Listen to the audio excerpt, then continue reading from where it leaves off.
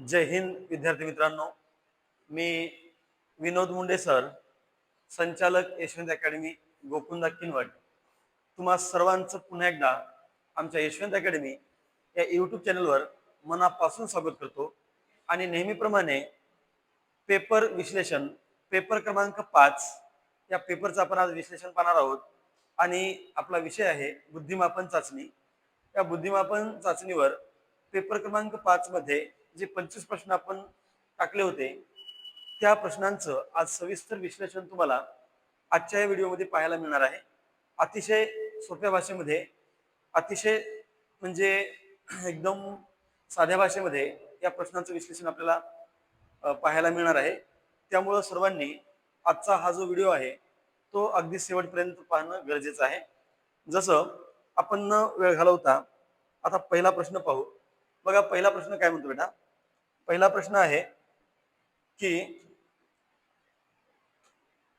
प्रत्येक संख्येतील प्रत्येक अंकासाठी एक याप्रमाणे 111 पानाचे पुस्तक छापण्यासाठी मुद्रकाला किती खिळे जुळवावे लागतील. आणि या प्रकारचा प्रश्न बऱ्याचदा परीक्षेमध्ये आपल्याला विचारला जातो. पहा, प्रत्येक संख्येतील प्रत्येक अंकासाठी एक याप्रमाणे 111 पानाचे पुस्तक छापण्यासाठी मुद्रकाला किती खिळे जुळवावे लागतील. तर बेटा पहिली पद्धत बघा रे. पान क्रमांक 1 पासून ते पान क्रमांक 9 पर्यंत सगळे अंक एक अंकी असतात. म्हणून एक अंकी अंक किती आहेत? 9. आणि प्रत्येक अंकासाठी एक खिळा जुळवावा लागेल, म्हणजे 9 1 9. बरोबर. त्याच्यानंतर बघा, त्याच्यानंतर आता दोन अंकी संख्या किती आहेत बेटा? 90. दोन अंकी संख्या आहेत 90. आणि या दोन अंकी 90 संख्यांसाठी प्रत्येकी 2 याप्रमाणे 90 दुनी 180 खिळे जुळवावे लागतील. का? एक अंकी संख्या आहेत 9, त्याला 1 न गुणा 9 खिळे जुळवावे लागतील. त्यानंतर दोन अंकी संख्या आहेत 90, मग दोन अंकी संख्या 90 गुणिले 2 म्हणजे 180 खिळे जुळवावे लागतील. आणि त्याच्यानंतर आता दोन अंकी पर्यंत झालं म्हणजे 100 ते 111, 100 पासून ते 111 पर्यंत तीन अंकी संख्या आहेत. आणि त्या एकूण संख्या किती बेटा? 12 आहेत. 12 गुणिले 3 12 त्रिक 36. ठीक आहे, 12 त्रिक 36. आता या सगळ्यांची काय करा, बेरीज करा. किती खिळे जुळवावे लागतील?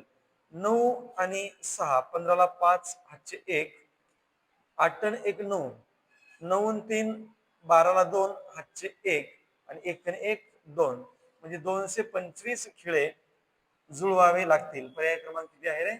4. 225 खिळे जुळवावे लागतील. पहा बेटा, दुसरी एक सोपी पद्धत सांगतो.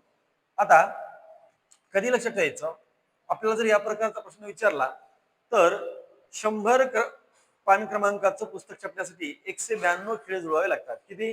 100 पानासाठी 192 खिळे जुळवावे लागतात. पहा, 100 पानाचं जर पुस्तक छापायचं असेल तर 192 खिळे जुळवावे लागतात. आणि बेटा आता समोर किती पान क्रमांक उरले? 111 मधून जर आपण 100 पान क्रमांक काढले तर समोर 11 पान क्रमांक उरले. आणि ते सर्वच्या सर्व कशा आहेत रे? तीन अंकी आहेत. 192 प्लस 11 3 33 करा आणि पुन्हा यांची बेरीज करा बेटा. 192 प्लस 33 5, 12 ला 2 हातचे 1 1 आणि 1 2, उत्तर किती आला पाहिजे? 225. ठीक आहे, चला पुढचा प्रश्न. प्रश्न क्रमांक 2. पुढचा प्रश्न पहा, म्हणजे या ठिकाणी 27वा प्रश्न आहे. आकृतीमध्ये त्रिकोण किती आहेत असं आपल्याला विचारलं. ही एक आकृती दिली आणि विचारलं बेटा आकृतीमध्ये त्रिकोण किती आहेत. बऱ्याचदा आपल्याला असं वाटते की आकृतीमध्ये 1 2 3 4 त्रिकोण आहेत, पण नाही. तर हा पॅटर्न सांगतो बघा. 1 2 3 आणि 4 त्याला क्रमांक द्या. आणि जो शेवटचा क्रमांक आहे त्या शेवटच्या क्रमांकाची काय करा? दुप्पट करा. आकृतीमध्ये त्रिकोण किती विचारलं होतं. आकृतीमध्ये त्रिकोणांची संख्या किती आहे? तर 1 2 3 4, 4 गुणिले 2 करा. 4 ची जर दुप्पट केली तर या ठिकाणी आपल्याला या आकृतीमध्ये त्रिकोण किती मिळायला पाहिजे बेटा? 8 मिळायला पाहिजे. आता तुम्ही म्हणाल सर कसं? पहा, सविस्तर सांगतो. हे छोटे छोटे आपल्याला बघा 4 त्रिकोण दिसतात. 1 2 3 4. आता हा एक जर आपण पाहिला तर हा एक झाला 5, त्याच्या अपोजिट तसाच एक 6, त्यानंतर हा एक 7 आणि हा एक बेटा 8. या आकृतीमध्ये त्रिकोणांची संख्या किती असेल? तर या आकृतीमध्ये 8 त्रिकोण असायला पाहिजे. चला पुढचा प्रश्न. ए हा बी पेक्षा उंच आहे. बघा काय सांगितलं, ए हा बी पेक्षा उंच आहे पण इतका, ए हा बी पेक्षा उंच आहे पण इतका उंच नाही जितका सी आहे. बघा वाक्य कसं विचारलं, ए हा बी पेक्षा उंच आहे, ए हा बी पेक्षा उंच आहे. जो व्यक्ती उंच असेल त्याला मी वर लिहिणार आणि जो ठेंगू असेल त्याला मी खाली लिहिणार. ए हा बी पेक्षा उंच आहे, ए हा बी पेक्षा उंच आहे पण इतका उंच नाही जितका सी आहे. याचा अर्थ सी ए पेक्षा उंच आहे. बघा ए बद्दल काय सांगितलं, ए हा बी पेक्षा उंच आहे पण इतका उंच नाही जितका सी आहे. याचा अर्थ ए हा सी पेक्षा ठेंगू आहे. चला पुढं. डी हा ई पेक्षा उंच आहे, डी हा ई पेक्षा उंच आहे परंतु बी पेक्षा ठेंगू आहे. कोण? डी. हा डी. डी हा ई पेक्षा उंच आहे पण बी पेक्षा ठेंगू आहे. हा डी बी पेक्षा ठेंगू आहे आणि ई पेक्षा उंच आहे. ई पेक्षा कसा आहे? उंच आहे. चला तर आपल्याला विचारलं सर्वात उंच कोण आहे. पहा रे, सर्वात उंच कोण दिसतं इथं, सर्वात उंच कोण आहे असं जर विचारलं तर सर्वात उंच आहे सी. आणि सर्वात ठेंगू कोण जर विचारलं बेटा तर सर्वात ठेंगू असायला पाहिजे ई. आणि उंचीनुसार मधोमध कोण येईल असं जर विचारलं असतं तर आपलं उत्तर काय आलं असतं? बी. पण चला आपल्याला आपल्या प्रश्नाकडे जायचं आहे. विचारलं काय तर यामध्ये सर्वात उंच कोण आहे, सर्वात उंच कोण दिसतो रे? सी. सर्वात ठेंगू विचारलं असतं तर ई. आणि मधोमध कोण आहे असं विचारलं असतं उंचीनुसार तर आपलं उत्तर काय आलं असतं? बी आलं असतं. चला पुढचा प्रश्न. प्रश्न क्रमांक 29. एका रांगेत सार्थक मध्यभागी उभा आहे, मध्यभागी 30व्या स्थानावर उभा आहे असं विचारलं. पहा एका रांगेमध्ये हा सार्थक नावाचा मुलगा मध्यभागी आहे आणि तो 30व्या स्थानावर उभा आहे. आता तुम्हाला प्रश्न पडला असेल की सार्थक मध्यभागी उभा आहे आणि तो 30व्या स्थानावर उभा आहे, मग कुणीकडून 30वा? तर बेटा जेव्हा एखादा व्यक्ती मध्यभागी उभा असतो त्याचा दोन्हीकडून क्रमांक कसा असतो? सारखा. म्हणजे तो दोन्ही बाजूने किती आहे? 30वा आहे. याच रांगेत श्रीकांत हा मागून 15व्या क्रमांकावर उभा आहे तर श्रीकांत हा पुढून कोणत्या क्रमांकावर उभा आहे आपल्याला असं विचारलं. चला काय करायचं पहा. पहिल्यांदा या रांगेमध्ये एकूण मुले किती हे आपण पाहू आणि एकूण मुलांची संख्या कशी मिळणार तर या सार्थकच्या माहितीवरून. सार्थक रांगेत मधोमध उभा आहे आणि त्याचा क्रमांक 30वा आहे. म्हणजे याचा अर्थ सार्थकचा क्रमांक एका बाजूने 30 आणि दुसऱ्या बाजूने पण 30 आणि दोन्हीकडून मोजला गेला म्हणून मायनस काय करा? 1. चला रांगेत एकूण मुले किती? 30 आणि 30 60 मायनस 1 बरोबर 59. ठीक आहे. आता आपल्या लक्षात आलं की या रांगेमध्ये एकूण 59 विद्यार्थी आहेत म्हणा किंवा मुले आहेत. मग या रांगेत श्रीकांत हा मागून 15वा आहे. कोणत्या रांगेमध्ये रे? ज्या रांगेमध्ये 59 मुलं आहेत त्याच रांगेमध्ये श्रीकांत हा मागून 15व्या स्थानावर आहे. तर श्रीकांतचा पुढून क्रमांक कितवा? आपल्याला विचारलं श्रीकांत पुढून कितवा आहे. श्रीकांतचा पुढून क्रमांक कसा काढायचा पहा बेटा. एकूण किती आहेत रे? 59. 59 त्याचा मागून क्रमांक किती दिला? 15. 59 मधून 15 मायनस करा आणि पुन्हा प्लस 1 करा. ठीक आहे. 59 मधून 15 मायनस करा. 9तून 5 गेले 4, 5तून 1 गेला 4 आणि प्लस 1 बरोबर 45. कितवा? श्रीकांतचा पुढून क्रमांक किती असायला पाहिजे? तर श्रीकांतचा पुढून क्रमांक असायला पाहिजे या ठिकाणी 45. पर्याय क्रमांक 4 दिसतो 45. ठीक आहे. एकूण मुलं किती आहेत? 59. श्रीकांतचा पुढून क्रमांक विचारला आणि तो असायला पाहिजे 45. चला पुढचा प्रश्न पहा. पुढचा जो प्रश्न आहे तो दिशा ज्ञानावर आधारित आहे आणि प्रश्न काय म्हणतो बघा. सागर शेताकडे जाताना, सागर कुठचा होता? शेताकडे. सागर शेताकडे जाताना त्याची सावली त्याच्या उजव्या बाजूला लांब पडत होती. ठीक आहे. सागर शेताकडे जाताना त्याची सावली उजव्या बाजूला लांब पडत होती. सागरचे शेत उत्तरेला असल्यास त्याच्या उजव्या हाताची दिशा कोणती? आता लक्षात ठेवा बेटा, आपण या ठिकाणी जर दिशा ज्ञान पाहिलं तर दिशा आपण अशा म्हणतो. इकडे काय असते रे? पूर्व. इकडे काय असते? पश्चिम. खालची दिशा दक्षिण, वर असते उत्तर, इकडे असते आ आग्नेय, इकडे असते ई ईशान्य, इथं असते वा वायव्य, आणि इथं असते नैऋत्य. ठीक आहे, चला आता पुढे बघा. प्रश्न काय म्हणतो आपल्याला, सागर कुठे चालला होता बेटा, शेताकडे. सागर शेताकडे जाताना त्याची सावली त्याच्या उजव्या बाजूला लांब पडत होती. सागरचे शेत उत्तरेला असल्यास, ठीक आहे. आता या ठिकाणी कोण आहे, सागर. या ठिकाणी सागर आहे आणि त्याचं शेत कुठे आहे बेटा, उत्तरेकडे आहे. उत्तर दिशेकडे त्याचं शेत आहे. मग चला, इथं आहे त्याचं शेत, ठीक आहे. इथं सागर आहे आणि हा सागर जो आहे तो आपल्या शेताकडे जात होता इथून, बरोबर. सागर शेताकडे जाताना त्याची सावली त्याच्या उजव्या बाजूला लांब पडत होती. त्याची सावली त्याच्या उजव्या बाजूला लांब पडत होती आणि सागरचे शेत उत्तरेला असल्यास त्याच्या डाव्या हाताची दिशा कोणती. मला सांगा, आता या ठिकाणी जर सागर उत्तरेकडे शेताकडे चालला, त्याचं शेत कुठे आहे बेटा, उत्तरेकडे, आणि तो शेताकडे चालला, तर इकडे त्याचा कोणता हात असेल रे, उजवा हात असेल. आणि इकडे कोणता हात असेल बेटा, डावा हात असेल. मग त्याची सावली कुठे पडत होती, त्याची सावली उजव्या बाजूला लांब पडत होती. म्हणजे सूर्य इकडून निघला असेल, सूर्य कुणीकडून निघला असेल, पश्चिमेकडून. म्हणजे ही वेळ आहे सायंकाळची, ठीक आहे. मग आता सायंकाळची वेळ आहे, सूर्य पश्चिमेकडून मावळत आहे आणि हा शेताकडे जाताना याची सावली उजव्या हाताला लांब पडत आहे. तर त्याच्या डाव्या हाताची दिशा कोणती, डाव्या हाताची दिशा कोणती, तर डावा हात कुणीकडे बेटा त्याचा, तो पश्चिमेकडे आहे. कुणीकडे आहे रे, पश्चिमेकडे. पर्याय क्रमांक 4. डावा हात असायला पाहिजे पश्चिमेकडे आणि उजवा हात असायला पाहिजे पूर्वेकडे.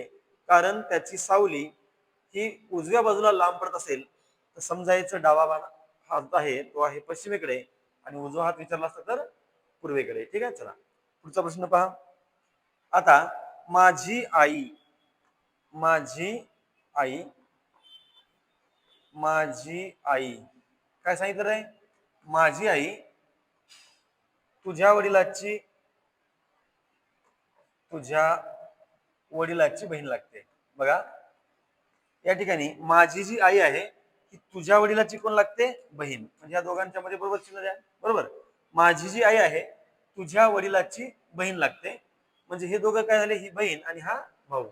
तर तुझी आई, आता तुझी आई म्हणजे याची आई, हे आहेत वडील, आणि या व्यक्तीची पत्नी म्हणजे याची कोण झाली, आई. तर तुझी आई माझी कोण, मला सांगा. आता हा माझा कोण झाला, मामा. आईचा भाऊ मामा आणि मामाची पत्नी म्हणजे उत्तर घ्यायला पाहिजे मामी. पर्याय क्रमांक 3 मामी यायला पाहिजे. चला पुढचा प्रश्न.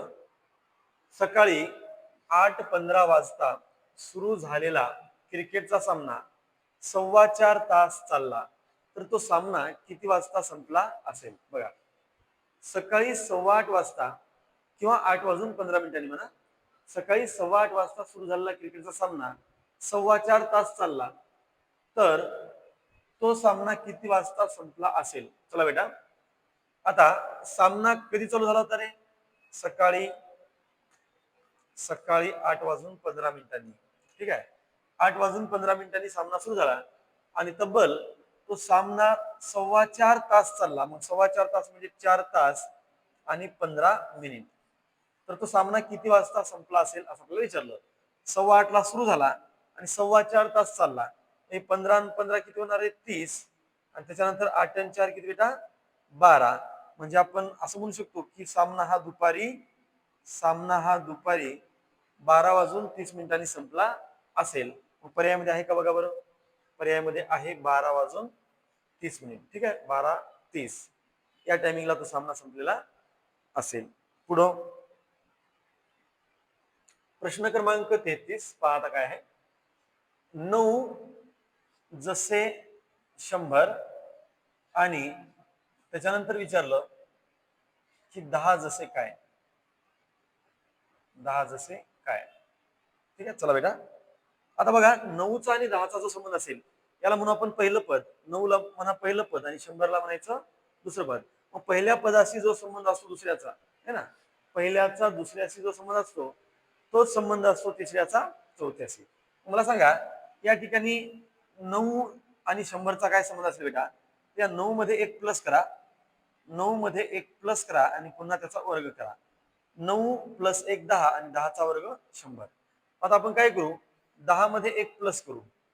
10 प्लस 1 11 होईल आणि 11चा वर्ग केला तर किती यायला पाहिजे, 121. ठीक आहे, 11चा जर वर्ग केला तर तो 121 येतो. पर्याय क्रमांक किती आहे, 3. बरोबर.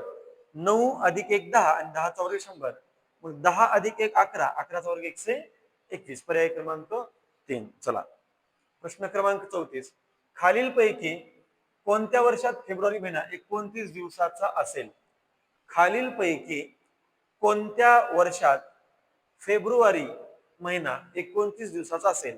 मला सांगा रे, हा फेब्रुवारी महिना आपल्याला कॅलेंडर मध्ये कधी 28 दिवसाचा पाहायला मिळतो तर कधी 29 दिवसाचा पाहायला मिळतो. मग असं का होते? तर बेटा, वर्ष जर साधा असेल तर फेब्रुवारी महिना हा 28 दिवसाचा असतो आणि वर्ष जर लीप असेल तर हा लीप वर्षामध्ये फेब्रुवारी महिना हा 29 दिवसाचा असतो. खालीलपैकी कोणत्या वर्षात फेब्रुवारी महिना 29 दिवसाचा असेल? मला सांगा, हे वर्ष कसं आहे रे, साधे आहे. 2009 हे वर्ष जर साधे असेल बेटा तर फेब्रुवारी महिना 28 चा असेल. बरोबर. त्याच्यानंतर 2007 हे सुद्धा साधे वर्ष आहे, या सुद्धा ठिकाणी फेब्रुवारी महिना 28 चा असेल. आणि 2003 हे सुद्धा साधे वर्ष आहे, याच्यामध्ये सुद्धा फेब्रुवारी महिना 28 दिवसाचाच असेल. आणि 2008 हे लीप वर्ष आहे आणि लीप वर्षामध्ये फेब्रुवारी महिना हा 29 दिवसाचा असतो. आणि आपल्याला विचारलं होतं खालीलपैकी कोणत्या वर्षामध्ये फेब्रुवारी महिना 29 दिवसाचा असेल? त्याचं उत्तर आहे 2008. या वर्षामध्ये फेब्रुवारी महिना हा 29 दिवसाचा असायला पाहिजे. चला पुढं, प्रश्न 35. विद्यार्थी शाळा प्रश्नचिन्ह क्रीडांगण. बघा, विद्यार्थी आणि सहसंबंध कोणाशी आहे बेटा, शाळा. आणि त्यानंतर इथं आहे प्रश्नचिन्ह आणि इथं आहे क्रीडांगण. क्रीडांगण म्हणजे काय, तर खेळाच्या मैदानाला आपण काय म्हणतो, क्रीडांगण म्हणतो. पहा, आता बेटा आपल्याला काय करायचं आहे, शाळेचा आणि विद्यार्थ्याचा जो संबंध आहे तो संबंध क्रीडांगणाचा कशाशी, आपल्याला उजवीकडून डावीकडे यायचं बघा, कारण प्रश्नचिन्हित आहे ना. चला, मग शाळेमध्ये कोण असतात रे, शाळेमध्ये विद्यार्थी. तर क्रीडांगणामध्ये कोण असतात, क्रीडांगणामध्ये असतात खेळाडू. कोण असतात, खेळाडू. म्हणून आपलं उत्तर हे खेळाडू यायला पाहिजे. पर्याय क्रमांक 3. बरोबर. शाळेमध्ये विद्यार्थी, क्रीडांगणामध्ये खेळाडू. पुढं, BAT 40 तर CAT किती? म्हणजे BAT चा संबंध जो 40 आहे तसा CAT चा संबंध कोणत्या संख्येशी असेल? बघा बेटा, BAT आणि याचा संबंध कशाशी आहे, 40शी. आणि विचारलं CAT याचा संबंध कशाशी असेल? तर एक आपण लक्षात घेऊ, B चा क्रमांक किती आहे बेटा वर्णमालेमध्ये, 2. A चा क्रमांक वर्णमालेमध्ये आहे 1 आणि T चा क्रमांक आहे 20. वर्णमालेमध्ये यांचे क्रमांक 2 1 20. मी जर यांचा गुणाकार केला तर तो 40 येतो का, बघा बरं. 40 येतो का बघा. 20 1 20, 20 2 40. बरोबर. म्हणजे BAT यांचा जो वर्णमालेमध्ये क्रमांक आहे त्या क्रमांकाचा गुणाकार केला तर किती येतो, 40.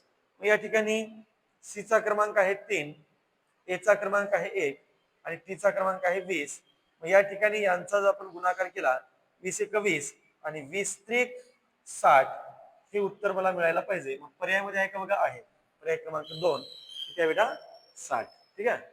BAT जसं 40 तर CAT 60 असेल. ठीक आहे. चला पुढं, प्रश्न क्रमांक 37. क्रमाने येणारा अक्षरांचा गट ओळखायचा आहे. आणि हा प्रकार अतिशय महत्वाचा आहे, कारण प्रत्येक पेपरमध्ये आपल्याला वर्णमालेवर 2-3 तरी प्रश्न कंपल्सरी विचारलेले असतात.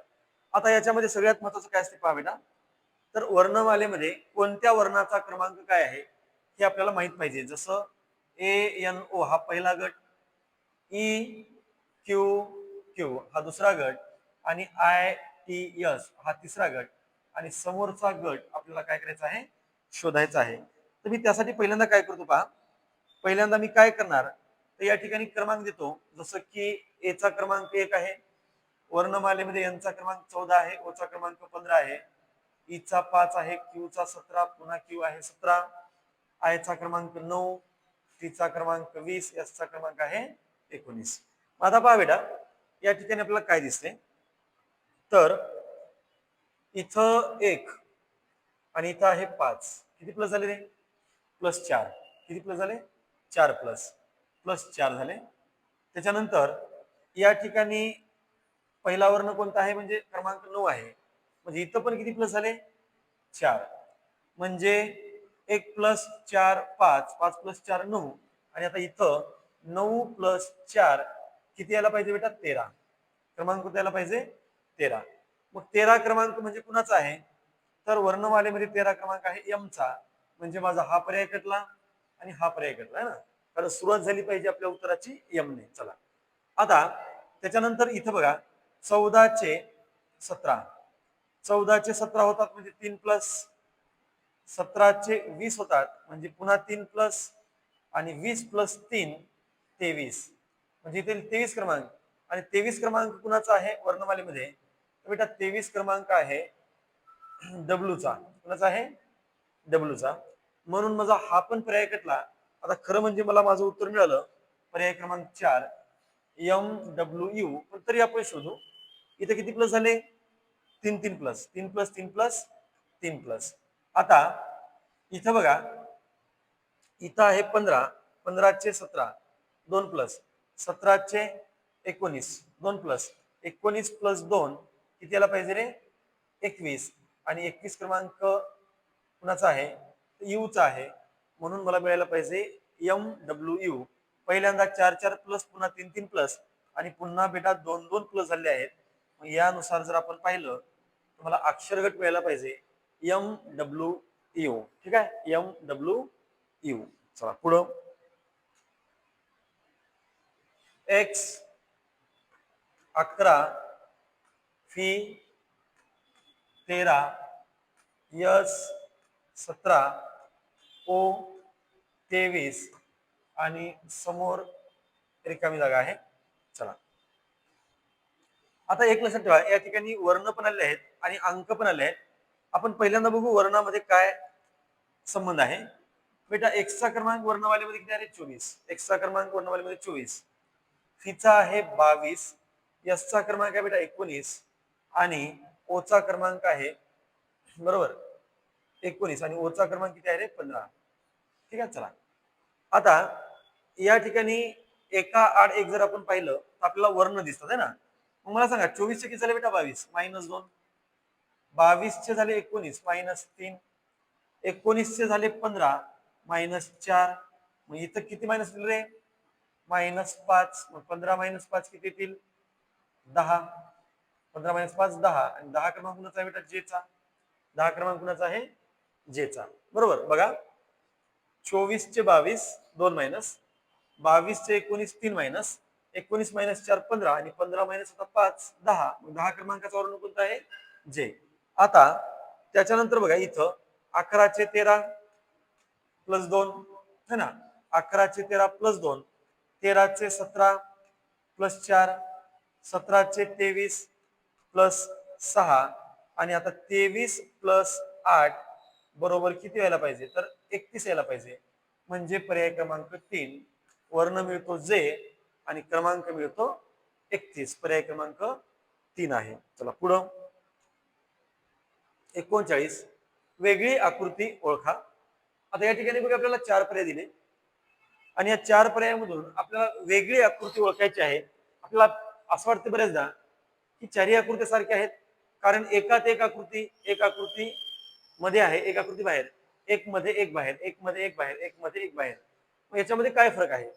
तर थोडंसं आपण बारकाईने निरीक्षण केलं तर याच्यामध्ये वेगळी आकृती आपल्याला ओळखायला सांगितली, आणि बेटा आपलं जे उत्तर आहे ते आहे पर्याय क्रमांक 3. कसं बघा आता, पर्याय क्रमांक 3, एकात एक आकृत्या आहेत, पण या ठिकाणी वर्तुळामध्ये वर्तुळच आहे. बरोबर. वर्तुळात वर्तुळ, वर्तुळामध्ये काय आहे? वर्तुळच आहे. म्हणजे त्याच आकृतीमध्ये ती आकृती. पुन्हा इथं चौरसात चौरसच आहे ना, चौरसामध्ये चौरस आहे. आणि इथं इथं सुद्धा पाहिलं तर त्रिकोणात त्रिकोण आहे. बरोबर. त्रिकोणात त्रिकोण, चौरसात चौरस, वर्तुळात वर्तुळ.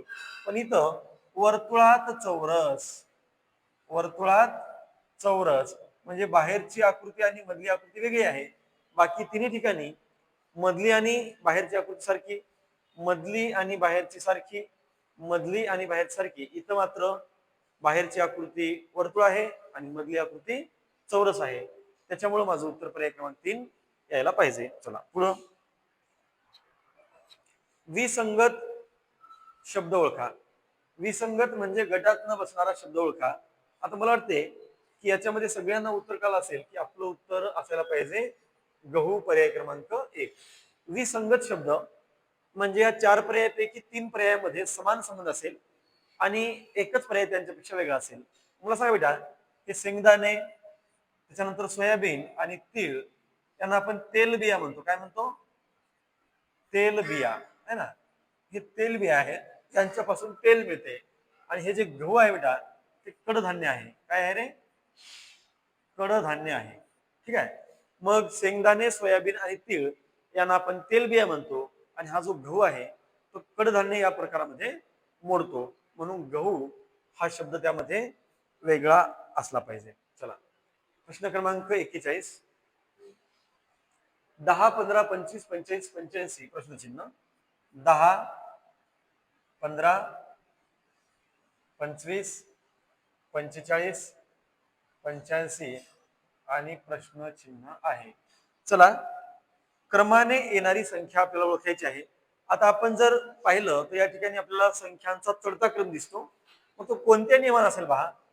10 चे 15 झाले म्हणजे किती प्लस रे बेटा? 5. पुन्हा 15 चे 25 म्हणजे 10 प्लस. पुन्हा 25 चे 45 म्हणजे 20 प्लस. म्हणजे हा जो फरक आहे तो दुपटीने वाढत आहे पहा. 10 चे 15 5 प्लस, 15 चे 25 10 प्लस, 25 चे 45 20 प्लस आणि 45 चे 85 40 प्लस. म्हणजे या 20 ची दुप्पट झाली. 20 ची दुप्पट. आता 85 चे किती होतील? तर 40 ची दुप्पट किती बेटा? 80 है ना. जो फरक आहे तो दुपटीमध्ये. पहिला फरक 5 चा, पुढचा 5 दोन्ही 10 चा फरक, त्याच्यानंतर 20 दोन्ही 10 दोन्ही 20 चा फरक, 20 दोन्ही 40 चा फरक, 40 दोन्ही 80 चा फरक. 85 मध्ये जर आपण इथं 80 प्लस केले आता किती येईल पहा. हे 5 आणि 8 आणि 8 16, 165 यायला पाहिजे. पहा बरं पर्यायामध्ये 165 आहे का? आहे. पर्याय क्रमांक 2 दिसतो 165. ठीक आहे. चला 165. प्रश्न क्रमांक 42. क्रमाने येणारा अक्षरांचा गट ओळखायचा आहे. 2-2 चा गट आहे. जसं की DK, FN आणि HQ आणि समोर आहे क्वेश्चन मार्क. इथं काही. डी चा क्रमांक वर्णमालेमध्ये आहे 4, के चा क्रमांक आहे 11, एफ चा क्रमांक आहे 6, एन चा क्रमांक आहे 14, एच चा आहे 8 आणि क्यू चा आहे बेटा 17. चला पहा काय दिसते. पहिल्या याच्यामध्ये 4 चे 6, 6 चे 8, 8 चे 10. अलग लक्षात. खूप सोपं आहे. 4 चे 6, 6 चे 8, 8 चे 10 एक एक सोड ना. आणि त्याच्यानंतर सांगा बरं काय आहे. 11 चे 14, 3 प्लस 14 प्लस 3 17, 17 प्लस 3 20. बरोबर. 4 एका डेगवा 4 6 8 10 11 14 म्हणजे 3 प्लस 14 प्लस 3 17, 17 प्लस 3 20. मग 10 क्रमांक कुणाचा आहे रे? जे चा. आणि 20 क्रमांक कुणाचा बेटा? टी चा. उत्तर यायला पाहिजे जे टी. जे टी पर्याय क्रमांक 2 आहे जे टी. पुढं प्रश्न क्रमांक 43. पहा प्रश्न क्रमांक 43 मध्ये आपल्याला बेटा ए चा क्रमांक दिला 600, बी चा क्रमांक दिला 560, सी चा क्रमांक दिला 520 आणि डायरेक्ट विचारला एफ चा क्रमांक किती. मग एबीसी आपण डी चा बघू. D ABC D. ई चा बघू आणि पुन्हा मग आपल्याला विचारलं कुणाचा? एफ चा क्रमांक किती. चला बारकाईने निरीक्षण करा काय दिसते पहा. प्रश्नामध्ये तुम्हाला काय दिलं? ए चा क्रमांक किती दिला बेटा? ए साठी दिला आपल्याला 600, बी 560 आणि सी दिलं 520 आणि विचारलं एफ बरोबर काय. ठीक आहे. मी A B C D E पण लिहिलं आणि पुन्हा एफ लिहिलं. आता इथं जर आपण पाहिलं तर 600 चे 560 म्हणजे 40 मायनस पुन्हा 560 मायनस 40 किती झाले रे? 520. आता 520 मधून जर 40 मायनस केले तर डीचा संकेत काय येईल मग 480. पुन्हा 480 मधून जर मी 40 मायनस केले तर ईचा संकेत किती बेटा 440. आणि पुन्हा 440 मधून जर मी 40 मायनस केले तर एफचा संकेत मला मिळायला पाहिजे किती 400. म्हणजे पुढं पुढं 40 वजा होत आहेत. म्हणजे या ठिकाणी मला उत्तर मिळेल पर्याय क्रमांक 4 400. ठीक आहे 40 ने हा फरक पुढे जात आहे. नेक्स्ट एका सांकेतिक भाषेत सेंड SEND सेंड एका सांकेतिक भाषेमध्ये काय सांगितलं सेंड हा शब्द TFOE असा लिहिला जातो. तर त्याच भाषेमध्ये विचारलेला आहे गोल्ड हा शब्द कसा लिहाल. ठीक आहे चला SEND हा शब्द कसा लिहितात रे TFO आणि ई असा लिहितात. तर आपल्याला सांगितलं त्याच भाषेमध्ये GOLD गोल्ड हा शब्द कसा लिहाल. अतिशय सोपा म्हणजे असा प्रश्न आपला चुकलाच नाही पाहिजे. पहा एसचा क्रमांक आहे 19, ईचा क्रमांक आहे 5, एनचा क्रमांक आहे बेटा 14, डीचा क्रमांक आहे 4 आणि तुम्हाला सगळ्यांनाही माहित आहे. त्याच्यानंतर टीचा क्रमांक आहे 20, एफचा क्रमांक आहे 6, ओचा क्रमांक आहे 15 आणि ईचा क्रमांक आहे 5. मला सांगा रे या ठिकाणी काय दिसते प्रत्येक ठिकाणी एक एक प्लस काय आहे प्लस 1 19 प्लस 1 20, 5 प्लस 1 6, 14 प्लस 1 15 आणि 4 प्लस 1 5. ठीक आहे मग जीचा क्रमांक किती आहे वर्णमालेमध्ये 7, ओचा 15, एलचा 12, डीचा 4. जसं इथं प्रत्येकामध्ये 1 1 प्लस झालं ना 19 प्लस 1 20, 5 प्लस 1 6, 14 प्लस 1 15, 4 प्लस 1 5. तसं 7 अधिक 1 8, 15 अधिक 1 16, 12 अधिक 1 13 आणि 4 अधिक 1 किती 5. मग 8 क्रमांक कुणाचा आहे तो वर्ण घ्या. 8 क्रमांक आहे एचचा, 16 आहे पीचा, 13 आहे एमचा आणि 5 क्रमांक जो आहे बेटा तो 5 क्रमांक आहे कुणाचा रे ईचा. मग आपलं उत्तर घ्यायला पाहिजे HPME आहे का बघा बरं. HPME पर्याय क्रमांक 3 आहे HPME. चला प्रश्न क्रमांक 45 काल गुरुवार होता. ठीक आहे चला काल कोणता वार होता रे गुरुवार. काल गुरुवार होता. काल आज काय असेल बेटा काल गुरुवार होता. इथे काय सांगितलं काल गुरुवार होता. आज काय असेल रे शुक्रवार. आज काय असायला पाहिजे शुक्रवार. उद्या उद्या कोणता वार असायला पाहिजे शनिवार. उद्या काय असायला पाहिजे शनिवार. काल गुरुवार होता आज शुक्रवार उद्या काय असेल शनिवार. ठीक आहे उद्या 15 तारीख आहे. उद्या म्हणजे आता उद्या शनिवार आहे आणि इथं कोणतरी सांगितली 15 तारीख. इथं काय सांगितली 15 तारीख. उद्या 15 तारीख आहे तर पुढच्या शनिवारी कोणती तारीख येईल बेटा पुढच्या शनिवारी कोणती तारीख येईल. आता इथं शनिवार आहे आणि आपल्याला विचारलं की पुढच्या शनिवारी किती तारीख येईल तर पुन्हा पुन्हा तोच वार किती दिवसांनी येत असतो रे 7-7 दिवसांनी पुन्हा तोच वार येतो.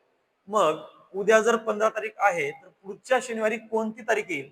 या शनिवारी जर 15 तर त्याच्यामध्ये 7 प्लस करा पुढच्या शनिवारी 22 तारीख यायला पाहिजे. किती 22 तारीख. कारण कोणताही वार पुन्हा पुन्हा 7 दिवसांनी येतो म्हणून आपलं उत्तर आहे पर्याय क्रमांक 2 22 तारीख यायला पाहिजे. पुढं प्रश्न क्रमांक 46 बघा काय म्हणतो 12 मिनिटाचे 36 सेकंदाचे गुणोत्तर काय. आता या ठिकाणी गुणोत्तर काढताना आपले एकक समान असले पाहिजे. जसं बघा या ठिकाणी 12 मिनिटाचे कशाशी गुणोत्तर आहे बेटा 36 सेकंदाशी. आता डायरेक्ट आपण असं करू शकतो का रे 12 1 12 12 त्रिक 36 असं नाही करता येणार का तर हे मिनिटामध्ये आहे. हे 12 मिनिटामध्ये आहे आणि 36 हे सेकंदामध्ये आहे. आपण काय करू बेटा या ठिकाणी या 12ला 60 न जर गुणलं तर मिनिटाचं रूपांतर कशामध्ये होईल रे सेकंदात. मी 12ला जर 60 न गुणलं तर किती सेकंद होतील मग 12 त्रिक सॉरी बघा 12:00 12:06 72 720 सेकंद. आता कसं झालं सेकंदात आणि इथं आहे बेटा 36 सेकंद. किती सेकंद आहे? 36 सेकंद. पहा 12 मिनिटात आहे आणि 36 सेकंदात. म्हणून या 12 मिनिटाला मी काय केलं सेकंदात करण्यासाठी 60 न गुणलं. मग 12 गुणिले 60 12:06 72 समोरचा एक शून्य छेदामध्ये आहे 36. आता पहा 36 वर 36 दुनी 72 आणि समोरचा एक शून्य म्हणजे याचा अर्थ गुणोत्तर असेल 20:1. 20:1 पर्याय क्रमांक 4 आहे. बरोबर पर्याय क्रमांक 4 आहे 20:1. प्रश्न क्रमांक 47. प्रश्न 47 घड्याळात मिनिट काटा 2 तासात किती अंशामध्ये फिरतो? बघा प्रश्न काय विचारला, घड्याळामध्ये मिनिट काटा 2 तासामध्ये किती अंशात फिरतो? पहा बेटा आता तुम्हाला माहित आहे की साधारणपणे घड्याळ हे वर्तुळ आकाराचं असते आणि इथं असतो 12, इथं असतो 3, इथं असतो 6, इथं असतो 9.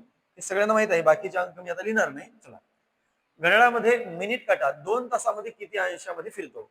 तर सामान्यपणे आपण जर घड्याळ पाहिलं तर ते वर्तुळ आकाराचं असते आणि लक्षात ठेवा आता हा समजा मिनिट काटा आहे. मिनिट काटा काय करतो तर एका तासामध्ये पूर्ण एक फेरी मारतो. एका तासामध्ये पूर्ण एक फेरी मारतो म्हणजे याचा अर्थ तो एका तासामध्ये किती अंशामध्ये फिरतो? एका तासामध्ये तो 360 अंशामध्ये फिरतो. कारण वर्तुळाच्या म्हणजे वर्तुळाचं माप किती असेल 360 अंश. म्हणजे हा मिनिट काटा जर एका तासामध्ये या घड्याळाला पूर्ण एक फेरी मारत असेल तर तो एका तासामध्ये तो किती अंशामध्ये फिरतो रे? 360 अंशामध्ये फिरतो. तर आपल्याला विचारलं 2 तासामध्ये किती अंशात फिरेल? 2 तासात किती अंशामध्ये फिरेल? मग हे 1 तासाचं काय झालं?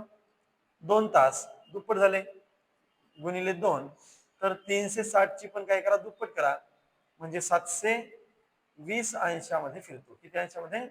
720. पर्याय क्रमांक 4 बरोबर. घड्याळाचा मिनिट काटा 2 तासामध्ये किती अंशामध्ये फिरतो?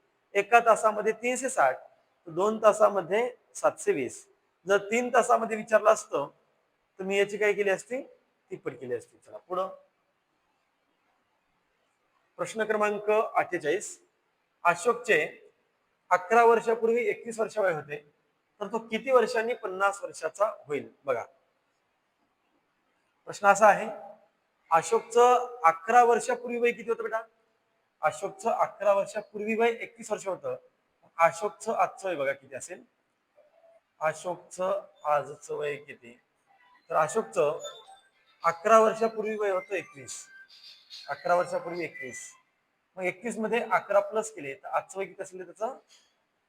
32 वर्ष. ठीक आहे समजलं का? अशोक हा 11 वर्षापूर्वी 21चा होता. 11 वर्षापूर्वी 21चा. 21 मध्ये मी जर 11 प्लस केले तो अशोक आजचा किती असेल? अशोक हा आज असेल 32चा. तर तो किती वर्षांनी 50चा होईल? बघा तो किती वर्षाचा आहे सध्या? 32चा. आणि तो किती वर्षांनी 50चा होईल? किती वर्षांनी 50चा होईल? 50 मधून 32 मायनस करा. तो 18 वर्षांनी 50चा होईल. पर्याय क्रमांक 4. 18 वर्षांनी तो 50 वर्षाचा व्हायला पाहिजे.